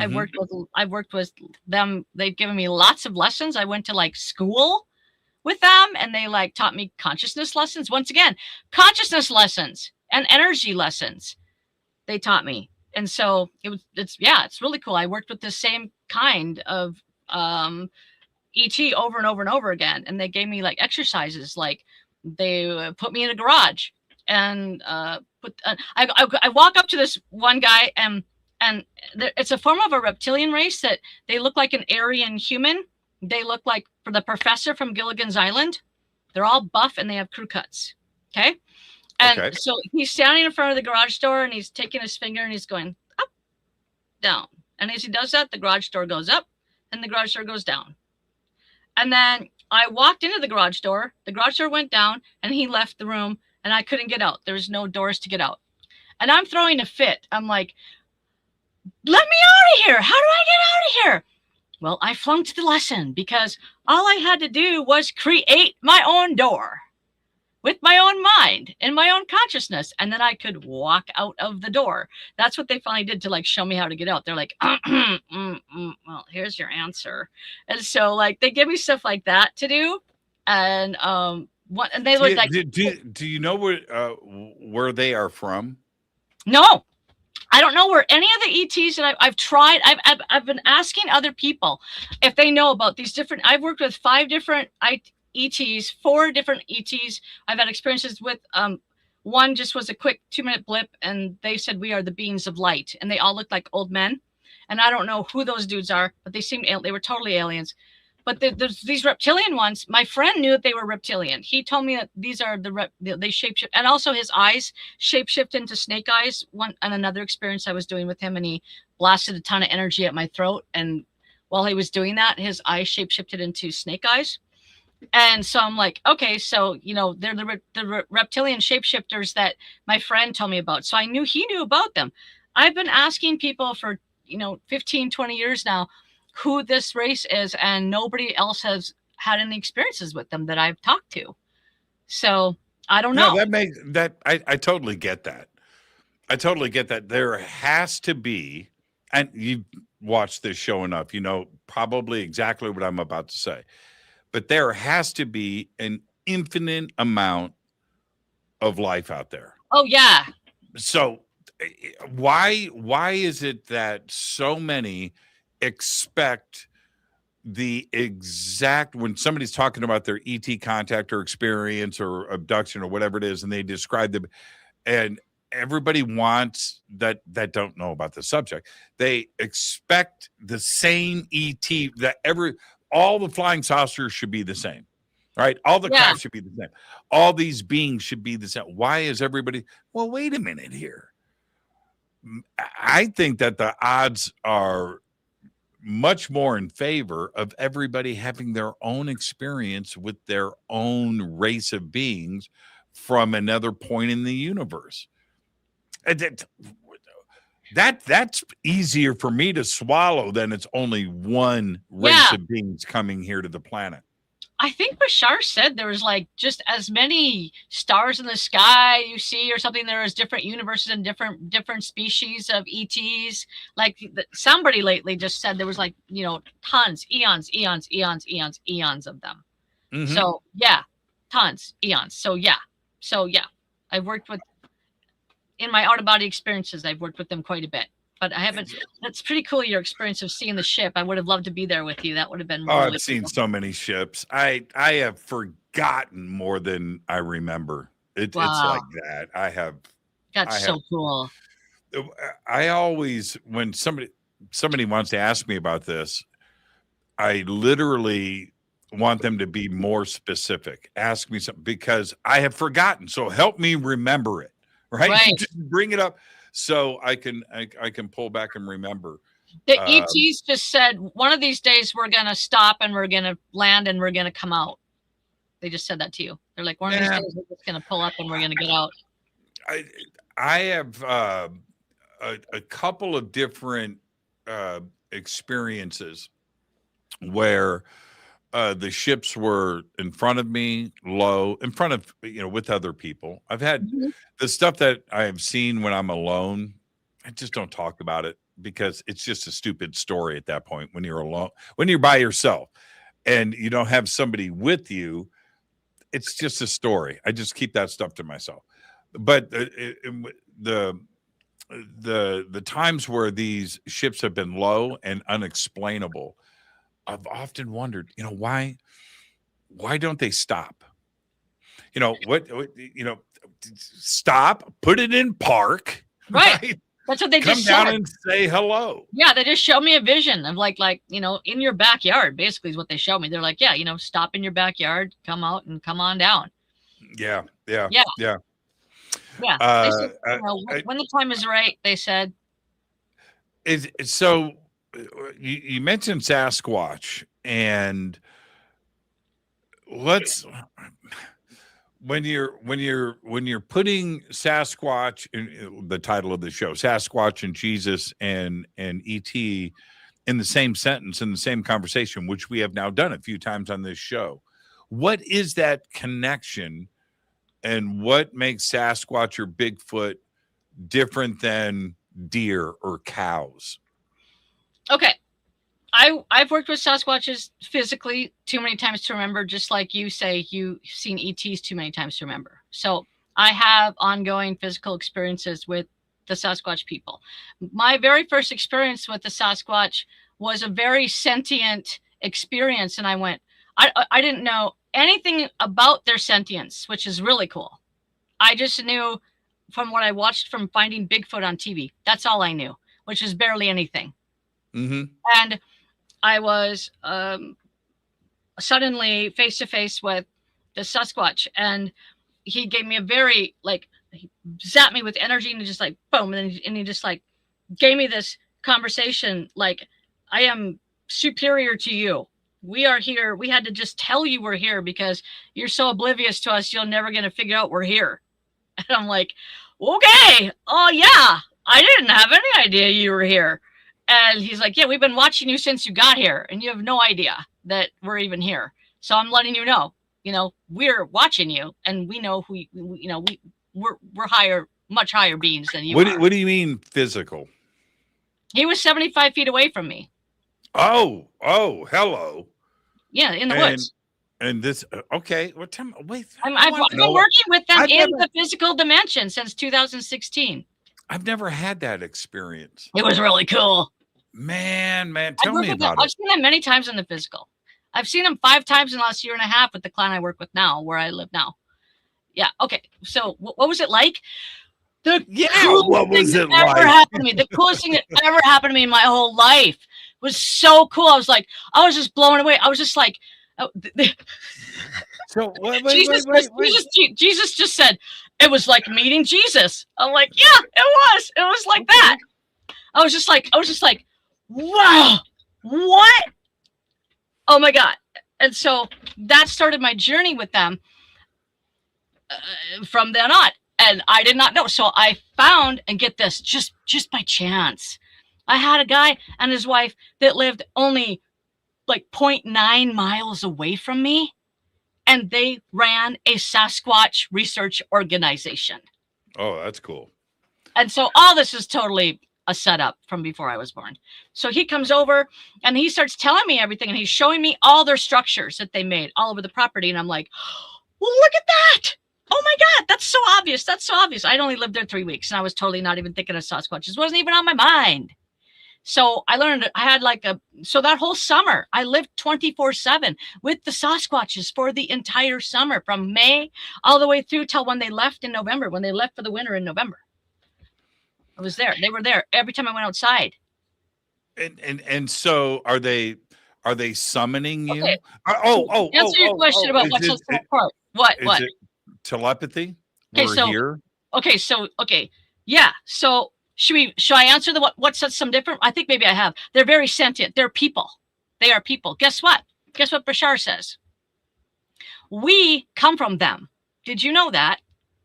200,000. Okay, so our genes were spliced 200,000 years ago. Mm-hmm. Modern science does say that. You can find it in the show Missing Links on Gaia. Look it up, Greg Braden. So 200,000 years ago, our second and third chromosome was spliced, which created Homo sapiens sapien, how we are now. We haven't changed since, they say, like our DNA is the same. That is correct. That's fact. Well, I was going to be on a podcast in October of 2024 when I knew that guy asks everybody at the end of the podcast, what do you think they are? So I sat down with them before the podcast and I said, what are you guys? And the father of this clan that I work with now, he spoke up telepathically and said to me, in order to know that, you have to first know who you are. And I went, okay, all right, we'll go with that. Then I realized what he meant after that. He was saying that I need to know who we are so I can understand who they are. Who we are, I found out from Delavan and Bashar, the six episode show on Gaia, where he describes in one of those shows where our origin story. And he said, we came from Sasquatches. Sasquatches were the original humanoid hominid beings on Earth. And the Anu, or Anunnaki, he says, came to Earth and needed workers. And the Sasquatch people were oblivious and belligerent and didn't want to do the work. And so the Anunnaki are genetic savants. And so they hybridized themselves with the Sasquatch people to make us so that we would be better workers for them, because they needed to extract gold and silver from the planet. And I thought that was folklore till I heard Bashar say it. And when Bashar said it, I went, all of a sudden I became aligned. Did you ask Sasquatch about this? Well, like I said, it all came aligned, because when I asked him who they were, he said, in order to know that, you must first know who you are. When I found out who we are, I figured out who they are in the same time, in the same moment. I figured out who we are and who they are in the same moment. And did you know the DNA studies? I mean, you got to know that Sasquatches come back with half human DNA, right? Well, right? yeah. Okay. Short answer is yes. So what you're saying then, if I'm understanding you correctly, is that they've still got their 48 chromosome pairs. Yeah, I don't know what's happened to them since then in 200,000 years. I don't know if they've been. That's the part I try to figure out. I'm not a geneticist, and I don't understand that stuff enough to be like, come on a show and be like the talker about it, right? I just gather this information and I get what's aligned for me that I need to know for me in my journey. And what were you saying about Well, so we have 46 chromosome pairs. Primates have 48. So Sasquatch still has the 48 chromosome pairs like primates as They opposed do? to I don't us. know. I'm I don't know. asking. I don't know. I don't know. I don't know that. I'll have to look into it. I don't know. I don't care. But I do know that they are a people. They're not an animal. They're not a creature. They are a people. And we are their cousins. We came from them. We are them and aliens mixed together. That's what we are. So that's what aligned for me. When I found that information out, I felt like the Father Sasquatch was saying, now you know, you had to, I led you to the answer. You found out the answer. This is the answer to the question. They are the originals. They have been on the earth since way before us. We are the aliens on earth. We are the invaders here. So we came out. So that's the deal. Yeah, that's fascinating. It's fascinating. I think about this all the time. I do. I think about it all the time. When I look at history the best that I can, we have two versions of history. We have the history that's written, and then we have prehistory that is before that. And I think about this where humans just appeared. No matter how we want to look at it, we just appeared. Yeah. It's almost like, I don't know. Almost like the Anunnaki put us here after they brought us with the Sasquatch people? Probably. I mean, science aligns with that part of it.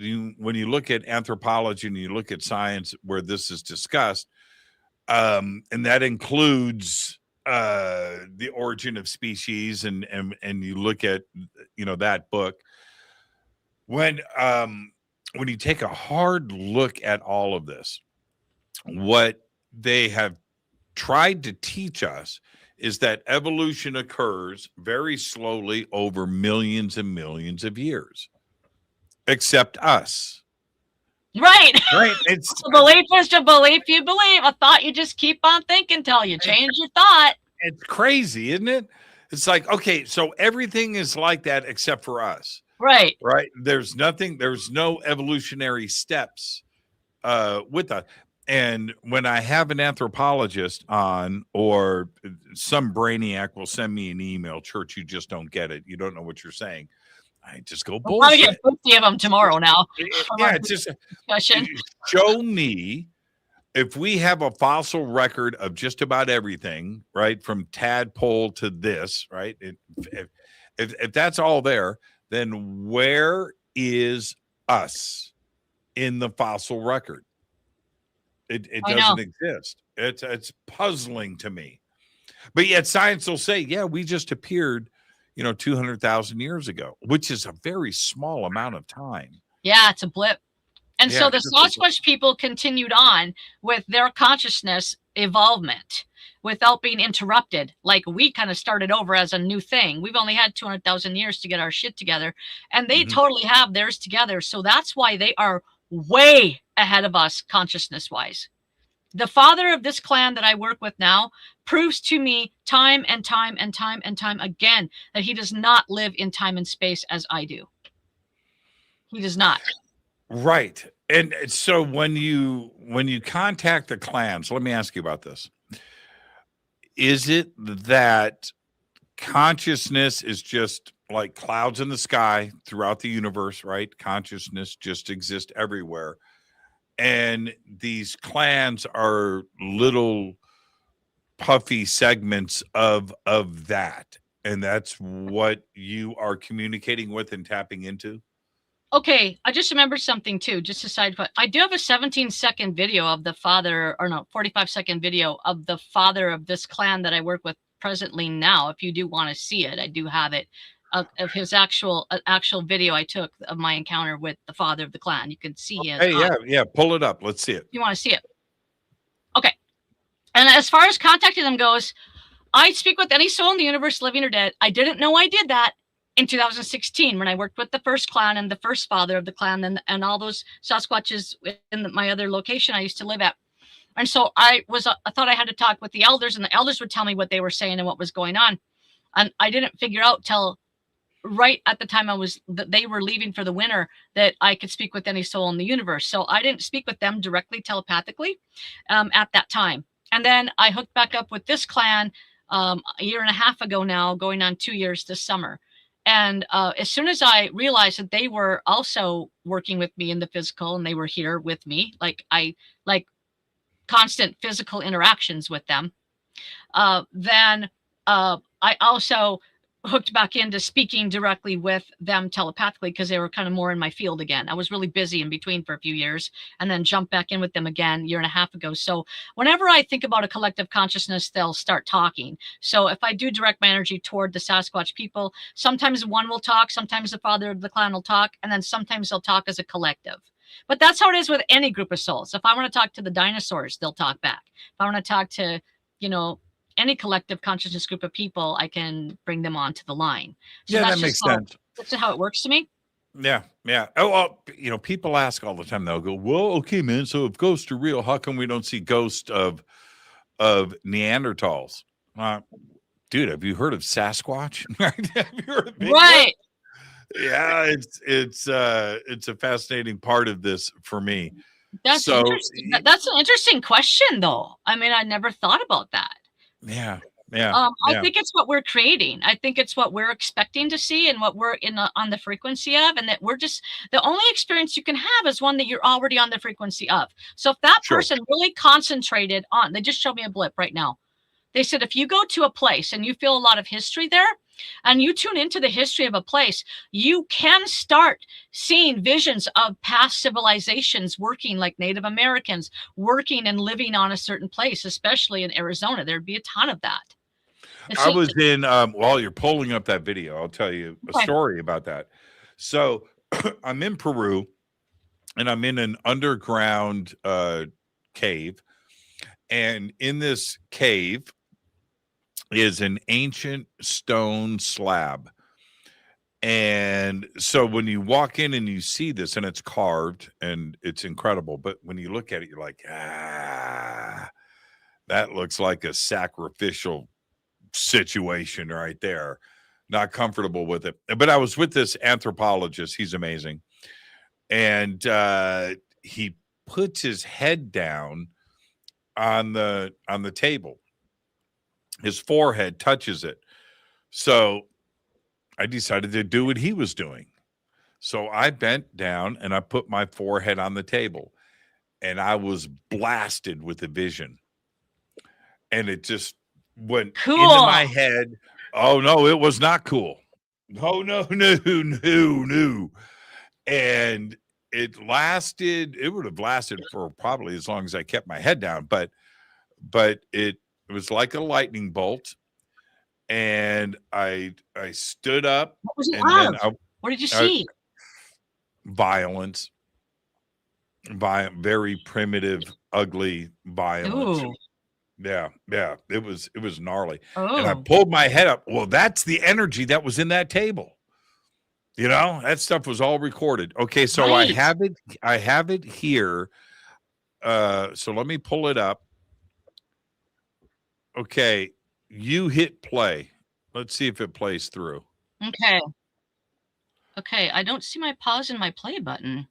Let me see if I can just push the space bar. The following video is of Tatankawa. Around his eyes, you'll see a red halo, so a red glow.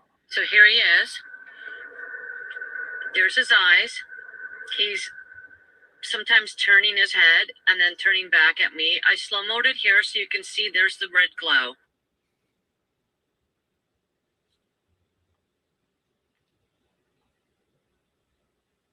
He makes his eyes glow red. Did you see that? It's crazy. I've never seen No, I don't. No. Okay, so I don't see that. I only hear the audio. You didn't see it? No. Okay, hold on. Hear the audio. Red. Okay, so here they're red. What? Oh, you don't see it? No, it's just the blank. You don't see the video? No. Oh. Okay, hold on. This is crazy. I've never seen them. Okay, hold on. Let me go back to sharing a different window on StreamYard quick and see but what the audio heck is going the on. audio is Let playing me go down through. We just to got to the get meeting. Okay, All right. Let me go back to my choice to share on the meeting. Let me bring the meeting back up. Go to share. Share screen. Okay. All right. I will let you know if the video is there. Window. Okay. Okay. All right. This is it's not working. okay. Don't worry about it. Okay. But darn it. the audio. Wow. That's a bummer okay. because you see his eyes glow. I'll send it to you afterward. You can see it. Am I on stop share now? Yeah, it's already off. Okay. So that was anyway. Yeah. So his eyes grew red. He turned his eyes red around the perimeter of his eyes while he was looking at me, and I got that on video. Wow. You had mentioned earlier about Jesus and Mary coming back. Is this going to be a physical? And which Mary, by the way? Yeah, Mary Magdalene. Okay, so the disciple of Jesus' assistant. Jesus' wife, that was written part of the Bible as that way, from what I've learned. That's from what I've learned. That's a big debate. From my direct experiences, I have learned, my direct experiences have taught me from working with Jesus that Mary Magdalene was actually his equal at that time, but through the last 2,000 years, it's all been written and she's been shoved under the table. So, okay. So wait. If she was Holly, if she was his equal, he's the Son of God. So was she also like that, or was she, I thought she was human? Okay, let's discuss this. So your understanding of what Jesus was also might need to be shifted slightly. So Jesus is a slice of the divine that incarnated directly into a human body that does not have the incarnations of a regular human. He is God in a body. He describes himself as God in a body. We are all God in a body, but we are different souls that go through an evolving process that have to evolve from a young soul. They call it young, but they don't, we call it young, but they say it's not young. They don't have age in the non-physical, but we do go through levels of souls. Jesus, I have just been learning in the last few months here that I believe that Jesus actually created this entire universe. There's new science out that this whole universe is one photon. Did you know that? Yes. Like one photon. Yeah. And that one photon is one thought. Or electron, one electron. Oh, well, I just heard David Wilcock talking about it like 2 weeks ago, and he was saying it's one photon. Wilcock don't know dick. But one electron. Okay. That's physics. It's because it's never been seen, right? And so the numbers, I want to get back to your point. Yeah. But the way that the math works out in this, which takes me back to science, is just faith, right?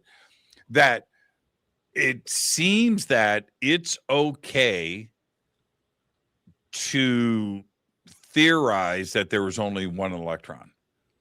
Okay. That's it. That's crazy. It's like, what? What do you, I know. And currently right now that we're like inside one giant photon. Like that's what this universe is. This universe consists of one big photon or electron. I don't know. But anyway. Wilcock smokes way too much of that good Colorado weed. He's sober now. He doesn't smoke anymore. Okay.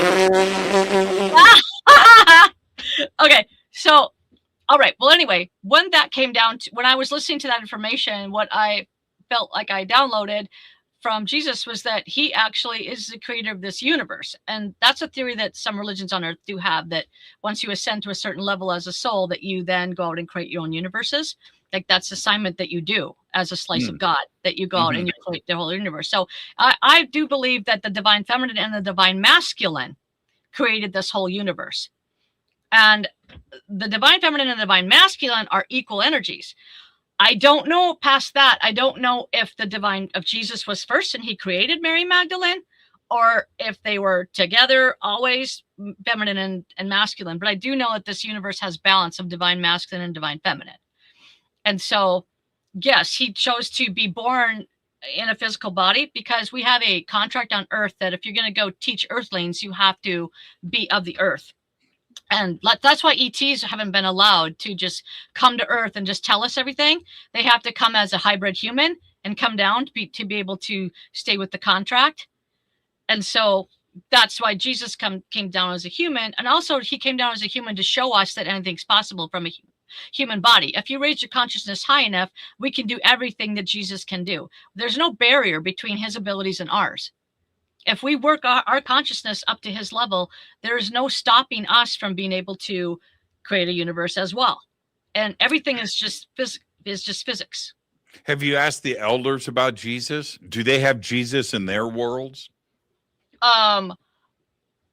That's interesting. It's just a given to me that we all kind of discuss collectively together what's going on. So they're kind of they kind of meld together back and forth. And so Jesus is actually in every different ET race that I've heard that's been asked the question has said that, yes, they know Jesus and they know of him. So they would either they do or the Bible is wrong. Right. That's it. If God created everything, right, then Jesus and God are on every planet with every ET. Absolutely. So and we are all ETs too. Sometimes we're ETs and we're just being human. Sure. Well, that would be one. The question that I would have for ET, which is a simple one. How did you guys survive? How did you guys not kill each other? How were you able to evolve and grow up? Right? How were you able to do that? That's question number one. Question number two, though, I'm serious. All right, man. What's up with Jesus? Right? Are you guys going through the same Jesus stuff that we're going through here? I think that is as valid of a question as anything. I don't care about your propulsion system. I don't care about cancer or pollution, nuclear weapon. I don't care. Element 115. I don't care about any of that. How did you mature and grow? And Jesus. Those are my two questions. Here's the answer. Jesus just said, if they're evolved enough to talk to humans, then they have evolved to the level that they are at a high enough frequency of consciousness that they have ascended past killing each other and warring with each other and being divided because they understand. They have been awakened. They get it, which many humans on Earth do get it. Like a lot of us do get it, but they all get it because they're at that level. So they've just ascended through the levels of consciousness. It's all just frequencies of consciousness and which frequency you're at. Holly, but I want to back up 1 second. Okay. Should I tell you my thought after you tell me your thought? You go first. Well, mine was, how does everybody reach out to you? We've got about 90 seconds, 2 minutes. So I'm going to give this to you. Okay. Well, I just wanted to say that Jesus and Mary were saying in the back of my head when you were talking a minute ago that they wanted to explain that this round will be about the balance of the divine feminine and the divine masculine. So they're coming back. We've got to get there. We've got to get there. Yeah, it's crazy how we can look back in history and look at like Egypt, right? And look at some of the great, amazing pharaohs that were women and bringing the divine feminine and they didn't have any, it's really weird. And when that was going on, Egypt was in balance with themselves. And we just got away from that. We need to figure out a way to just get, because that's what it is. The whole, universe is duality and ones and zeros and positive and negative and light and dark, hot and cold, however you want to mix it.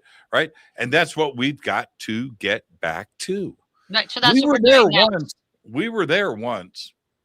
I love watching videos of lions, right? And watching the female lion come up to the male and smack him in the head. You know what I mean? And he'll just take it, right? That's what we need. I know. Right there. And that's just nature. And I just love that. You know, everybody, we know who the boss is, you know, who's out there getting it done. But, you know, physically, if you know what I mean. But that female lion, man, now, crack. You know, Right. We need more of that. Holly, where can everybody follow your work? You can find me at Holly Burns Psychic. My website is hollyburnspsychic.com, and I'm at Holly Burns Psychic on Instagram, Facebook, and YouTube. Thank you so much. I look forward to our next conversation. We just scratched the surface tonight, but it's the first time you've been on the show. I look forward to having you back on and continuing. Thank you so much. Now, wait for that snow to melt and go ride that bike of yours. Thank you, and thank you so much for having me. It was a blast. You're the best. Thank you, Holly. Have a good night. Bye-bye. Perfect night on the show. That was so much fun. Holly Burns. Her links are below over on our website and throughout social media. So with that, I've got a very busy weekend in front of me. I'm going to head out to the Conscious Life Expo. If you're going, I will see you there. And we will be back here, Fade to Black, on Tuesday next week, a week from yesterday. I'll see everybody on Tuesday. I'll hang out on social media this weekend. We'll do some live streaming and some other fun stuff. All right? But for now, all I've got is Go Backley Tappy. Fade to Black is produced by Hilton J. Palm, Renee Newman, and Michelle Freed. Special thanks to Bill, John, Dex, Jessica, Dennis, and Kevin. Webmaster is Drew the Geek. Music by Doug Aldrich. Intro, Space Boy. Fade to Black is produced by KJCR for the Game Changer Network. This broadcast is owned and copyrighted 2024 by Fade to Black and the Game Changer Network, Inc. It cannot be rebroadcast, downloaded, copied, or used anywhere in the known universe without written permission from Fade to Black or the Game Changer Network. I'm your host, Jimmy Church. Go Backley Tappy.